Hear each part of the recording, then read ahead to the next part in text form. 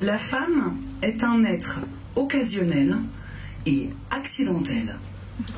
Thomas d'Aquin. D'Aquin. Un bras. La femme est une surface qui mime la profondeur. Friedrich Nietzsche. J'ai du mal à le dire. J'ai souvent envie de demander aux femmes par quoi elles remplacent l'intelligence. Alain, bah vas-y, je t'en prie. Alain, parfait. Parfait. Enfin, et ça c'est de loin ma préférée, toute femme a sa fortune entre ses jambes. Honoré de Balzac. Alors, vous voyez, là j'ai envie de dire tout de suite, eh bah, Honoré, on comprend tout de suite mieux pourquoi nous, on a une date, le 8 mars, moins comment eux avaient des dates. On est d'accord? On est d'accord.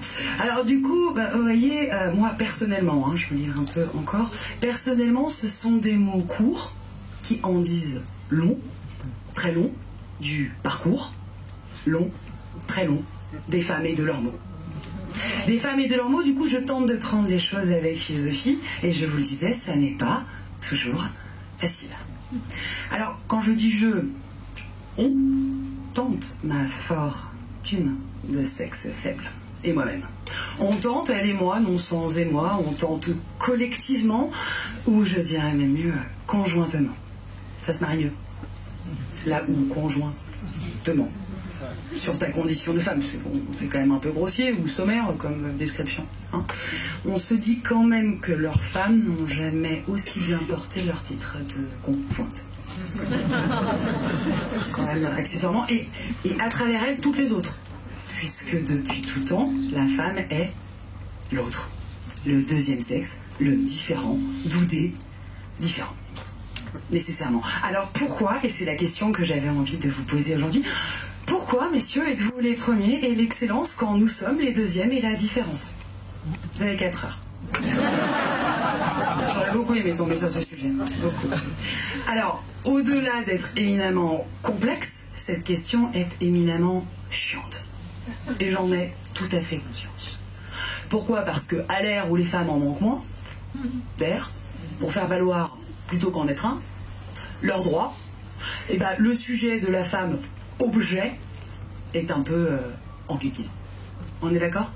Et en même temps, je me suis dit, Laura, décomplexe-toi tout de suite, tu as quand même devant toi des gens qui ont payé pour venir assister sur un bateau, espace confiné, sur un bateau, pour se faire un plateau 100% féminin le jour de la journée de la femme.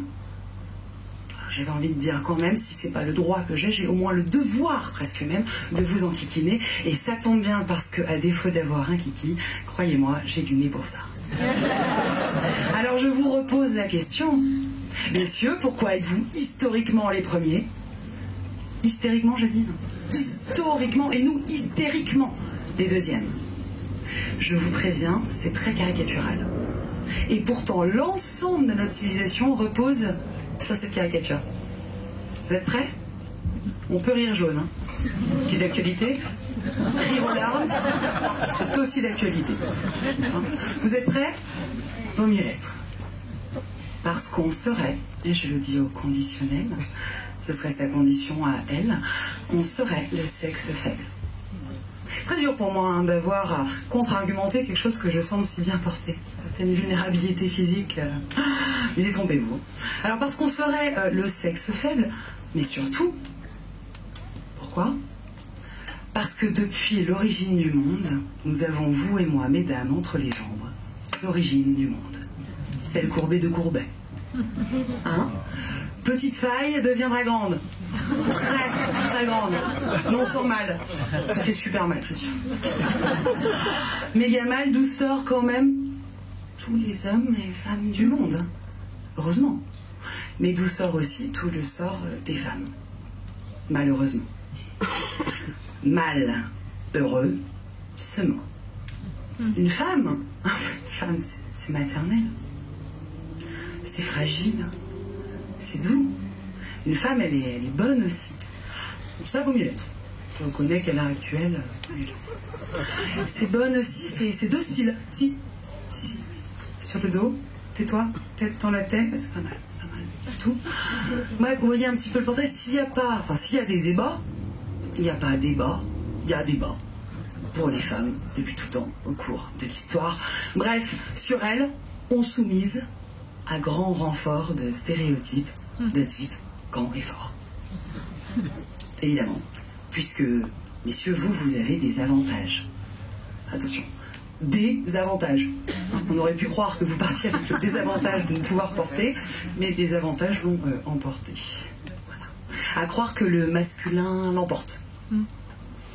À croire que vous êtes l'être de conquête parce que vous avez, vous, entre les jambes, une quiquette. Qui féconde le corps inerte de la femme.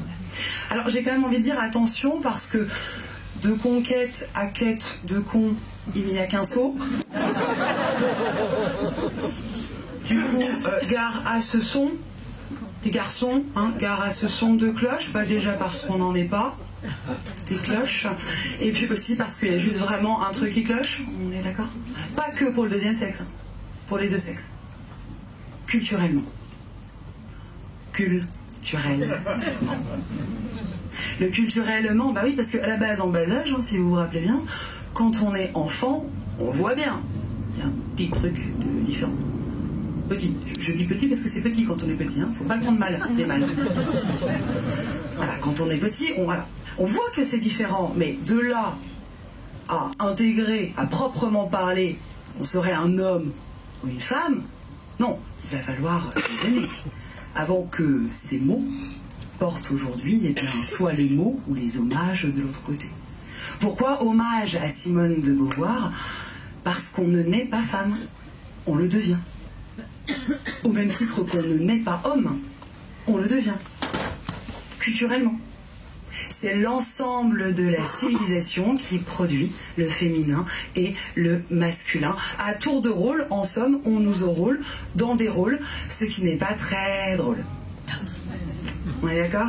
Alors fort heureusement, il est beau de voir, toujours avec elle, Simone, toujours avec elle Simone, et bien que tout ça s'est construit. Et que si c'est construit, ça se déconstruit, et donc ça se reconstruit. Il n'y a qu'à voir aujourd'hui. Les femmes sont plus omelettes, femmelettes.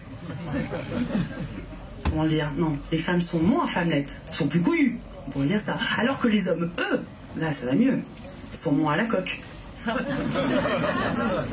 Eux sont plus omelettes. Pardon, j'arrête. On va finir par croire que je suis à plat et j'ai pas dit haut. Alors, je finis justement, je crois qu'il est temps de se réjouir parce que quand même, regardez, aujourd'hui, bien la domination masculine est en berne. Attention, homo toujours. Bah, de quoi libérer quand même les hommes eux-mêmes du poids d'être des durs à cuire.